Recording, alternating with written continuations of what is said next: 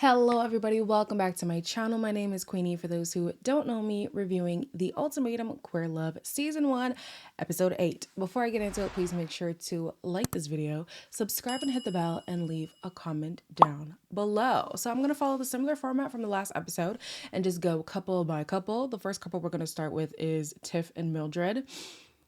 Essentially, Mildred is opening up about having a teenage son who is special needs. And she's wondering if Tiff will be able to cope with all that comes with having a special needs child. He'll be annoying in the sense of like, he might get an attitude, you know, because he's a teenager, you know? Her son may have to live with us, even into his adulthood. I see being able to experience a lot of different things in life, you know? That's what I want to see, and I'm sure Josh would want to be a part of. I'm sure they've had this conversation before. I'm sure they have. I hope they have. I hope they have. No, they must have, you know? And essentially, Tiff is like, I'm here for the long haul. I love you and all that comes with you, and your son comes with you, so therefore I'm here. Special needs, whatever else it would have been, I'm here. And so Tiff has said that the son hasn't been disrespectful ever, and yeah, it might be, how do I say this? Because Mildred said like, oh, sometimes like he's annoying. And I know what she meant by that. I had to watch it a second time because I was like, ooh, what does she mean by that? But I understand what she meant. Like, it is a load to carry. And Tiff is like, I'm going to carry it. That's totally fine with me. Then later on, they talk about Mildred's previous marriage. And it seems as if Mildred is more concerned about security rather than love when it comes to a marriage. You were actually never in love with your ex-wife, yet you married her. We both really strongly wanted to have businesses, and we both looked at life in the same direction. So you married your business partner. Maybe you just want these ideas of marriage more so than you actually want the person. You don't have a son, and you're not a single mother. And you don't But I know it's like to be a child and you don't know what it's and like. grow up with my but you're parents not right. You loving do each know. other. Mildred, watching Mildred throughout the season, I was thinking, honestly, both of y'all shouldn't have been issued any ultimatum to anybody because Mildred's got a lot of work that she has to do herself, right?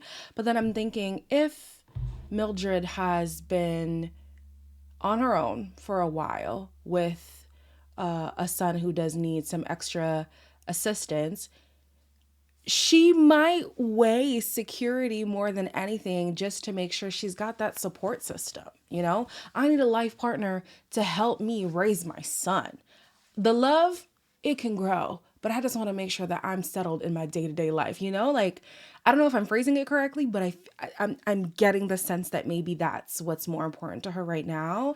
And so just seeing, like, I've seen a lot of growth from Tiff. To be honest, I was going to say in the last episode that I don't think I said, but I'm going to say it now in case I didn't. One thing that I will commend Tiff on is the emotions. Yes, they're always just about to bubble over. And sometimes it does seem manipulative, but Tiff has really started to articulate what it is that they are feeling in those moments of, you know, hyper emotion. So yeah, they might have an emotional outburst or whatever, but eventually they're going to come around and talk about what that was, where that stems from, and how they're going to like change in the future. Whereas somebody like Aussie, who does a similar thing, having these emotional outbursts, pretty much expects the topic to be dead after the emotional outburst, you know? So yeah, I've seen growth, in my opinion, from Tiff, but not necessarily from Mildred. And so I'm like, Mildred, it feels like just wants to marry anybody who can help her. But then can they do like marriage for real, like the partnership part, like the you and who you're married to, not just can you help me with like what's going on in my life. Let's go to Vanessa and Xander. So somebody in the comments was wondering why I'm contradicting myself when I talk about Vanessa, because Vanessa confuses me. Sometimes I'm like, wow, Vanessa's grown. Then I'm like, has she? But honestly, in this episode, I still think that there has been some growth. I also think that two things can be true, and there is like a, okay, my mind has been expanded on the preconceived notions I had about marriage and long-term relationships, but also I have this fear of losing this person that I'm very comfortable with, and I'm going to do whatever it takes to keep that person. So yeah, that's why it is contradicting when I talk about her. But anyways, Vanessa's dad, ooh, calls Vanessa out. That man read her, okay? And it's funny because she's like, oh yeah, he and I are the same person. And he's like, yeah. And let me tell you something, you're not ready for marriage. It's undeniable that a part of that is you don't want to lose Andrew. You want to win them back because you want to be chosen, right? I have been like super guarded. Guarded with me, not with you. Oh yeah, sorry. I've been guarded. Yeah, I've been guarded with Vanessa. Like, her whole countenance just like fell. Oh my goodness, the poor girl. I hear what the dad is saying, you know? You might have a broader perspective now on marriage, but the root of why your tone has changed is because there's a chance that Xander's going to leave you.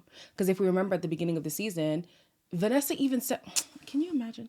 Vanessa said she believes Xander is asexual and there's literally no chance of Xander leaving her for anybody else. And that's why Lexi and Vanessa started to have some tension between them, just for Xander to turn around and tell Yoli, I'm a very, like sexual person. Like I love that and whatever. And I thought asexuality was like an indifference.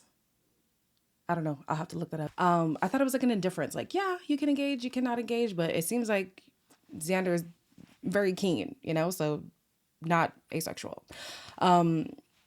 Yeah, hearing Vanessa's dad call her out, I was like, ooh, that's got to be like a pang to the heart.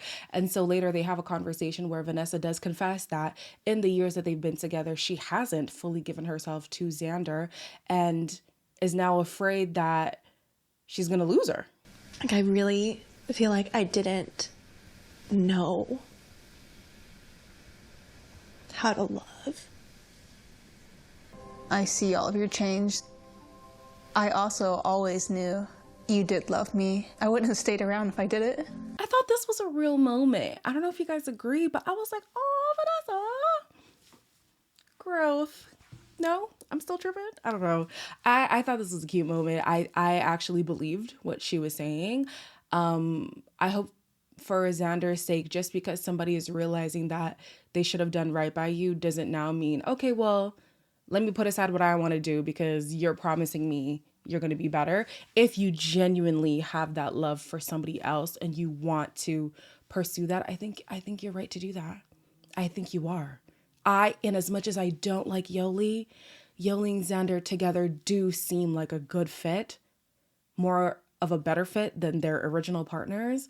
And if that's what Xander wants to do, I think you should do that. Because the reality is Vanessa had 4 years and it shouldn't take the risk of losing you for her to finally show up in your relationship. Lexi and Ray, not much to say about them, honestly. Lexi, for the first half of the episode, is a bit less high-strung about Vanessa and is leaning into the relationship with Ray. Again, is feeling more romantic and more of those in-love feelings. But then near the end of the episode, Ray is talking about still having those question marks. And I felt like Lexi was attributing it to Vanessa. I could have misread that. I think forever is hard for me. This is a big commitment. It's a weird situation. you can talk about Vanessa. That's okay. Yeah? You have no secrets? I'm just trying to, give you the room to feel settled in whatever decision you make. I don't know if Ray... Oof. I think at the end of the day, Ray is still trying to find herself. And so there's always going to be questions about, should we be married? Are we going to make it long term? Because she's still trying to do this self-discovery thing. So either Lexi's going to have to be okay with the fact that there's so much uncertainty with Ray, but she wants to dive into the unknown. Shout out Frozen. Or is going to say, no, I need somebody who is self-assured. So yeah, I don't know what they're going to do. I feel like they're gonna leave together. I don't know about engaged though. It might be a situation like the couple from the original Ultimatum, the black couple, where they left engaged, but then at the reunion they weren't engaged, but they were together. Let's get to Sam and Aussie. Whew. So, kudos to Sam. I feel like Sam was so mute at the beginning of the season, so much so that we barely got to see her because she wasn't saying much. But honey, Sam has found her voice. And the more she speaks up and stands up for herself, the more Aussie's feeling overwhelmed. And essentially, it's just Sam saying, hey, I need my needs to be met in this relationship. And Aussie's like, but what about my needs? You don't listen to me. You're so in your head, you don't actually know what's happening. New version of Sam. This is the new Sam. I'm saying the new Sam may be overcompensating for her needs, which were not met prior, and now you don't even see my side. I didn't mean to make you mad. I didn't mean to make you feel like I was being rude to you. I'm sorry. You know where it takes me back to? Is my fucking childhood. I fucking didn't do shit. I fucking didn't do shit. I fucking didn't do it. Come here. Now, this was a very intense scene to watch. I do feel for Aussie. I do. We were watching this together on Discord, and the consensus was, yeah, really sad moment. However, Aussie, you need to go seek intervention for that, honestly. And Sam shouldn't be your therapist. There should be somebody licensed to help you unpack what you're going through. And it's more important for this to happen for these two because Sam has already said she's been in previous relationships where her partners always have these traumas that they are struggling with. I think it's okay for Sam to be like, you know what, I can love you from a distance and I hope that you seek whatever it is that you're looking for. But in terms of me and the life that I want to have, I need somebody who's further along the road when it comes to healing. Like, maybe that's not right to say. I don't know, because I don't want to make it seem like people who have baggage can't be in relationships. You can. But it seems like Aussie has like open wounds right now and is bleeding on to Sam. And that's not fair to Sam. So then they talk about it in the evening. And Sam is still standing her ground saying, listen, these are certain things I need in my partnership, and unfortunately right now you're not providing that for me. And Aussie goes off again. Like a lot of times I literally feel like I'm bending backwards to help create a safe space for you. How do you see that situation changing, though? Why are you asking me that dumb question? You're being very disrespectful to me right now. You're being rude to me by asking I'm that. actually not being rude to you. Sure. I'm just saying. I don't know. A mate?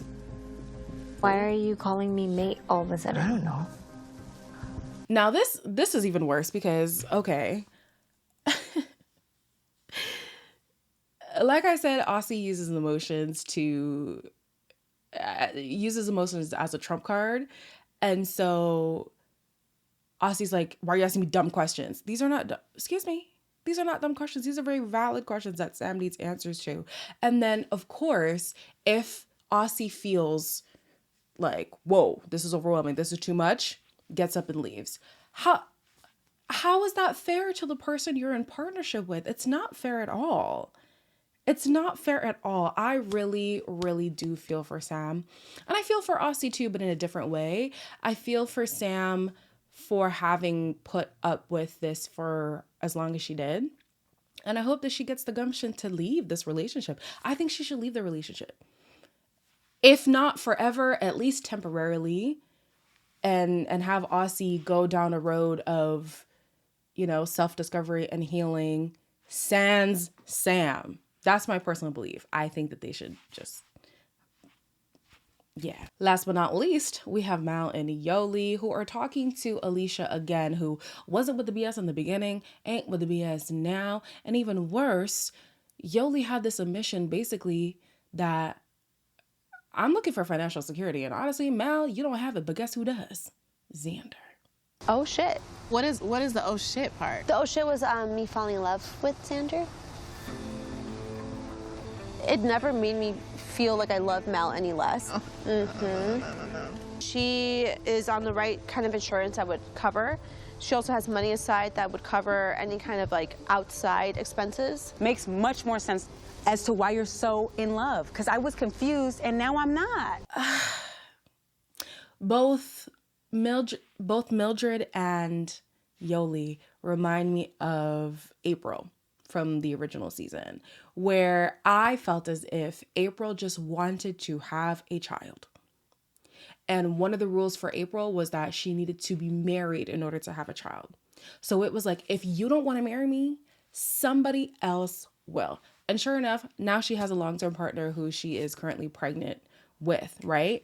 So I feel like Yoli and Mildred are in that same bubble where it's like, it ain't even got to be you. It just has to be somebody to provide me with the lifestyle that I am looking to have.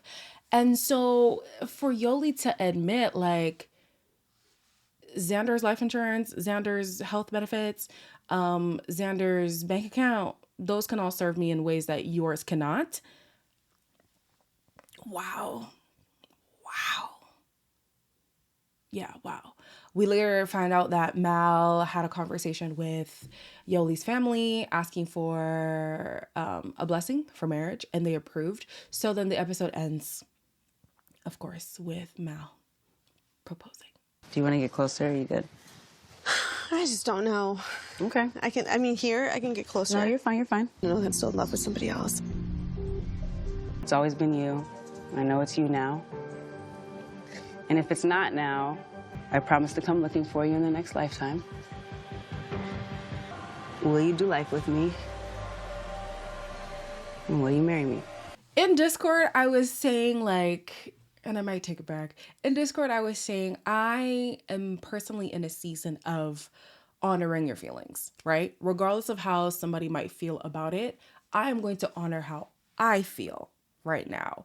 And so I'm not mad at Mal for having this declaration of love for Yoli because that's how she feels. And she is aware that Yoli is also in love with somebody else.